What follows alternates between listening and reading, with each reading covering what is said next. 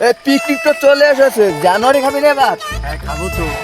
খাবি তাহলে তো পয়সা করি দিতে লাগবো, জমা করতে লাগবে। এক কাম করি, চল ওদিকে যাই, দেখি আর ওই যে সুভাষ ওকে ডেকে নিয়ে আসি, দেখি পিকনিক খায় কি না। চল গিয়ে দেখি ওরা খায় কি না।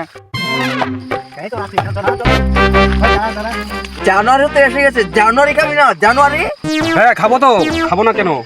পিকনিক তাহলে তোরা কি বলিস, তোরা খাবি কি না? খাবো খাবো কেন?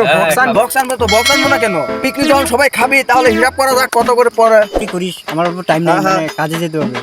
তারা ক্যালকুলেটরটা বাইরে করে নেই, দেখি কত করে পড়ে।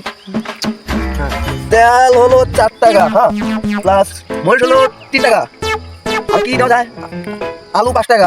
এগুলো দেখি 2-4 টাকা দেখি চানা ভাজা কিনবি নাকি? বোকা দ্বারা হিসাব তো করতে দে, দেখ কত করে পড়ে। পরে হিসাব দেখে আবার দৌড় দিয়ে পারলাস না যেন যে আমি খাবো না। হলো গিয়ে 1250 টাকা, ঠিক আছে? এবার কয়জন? পাঁচজন, ঠিক আছে, 5 জনে 250 টাকা করে পড়ে। টাকা কোথায় পাবো? ফুচকা তুই আমার টাকাটা দিয়ে দিস। আরে আমার কাছে টাকা নেই, মাত্র 150 টাকা আছে, তুই আমার কাছে চাস। তাহলে 5 দিয়ে দিস, আমার 250 টাকা পরে তোর দিয়ে দিব। না না, আমি পারবো না।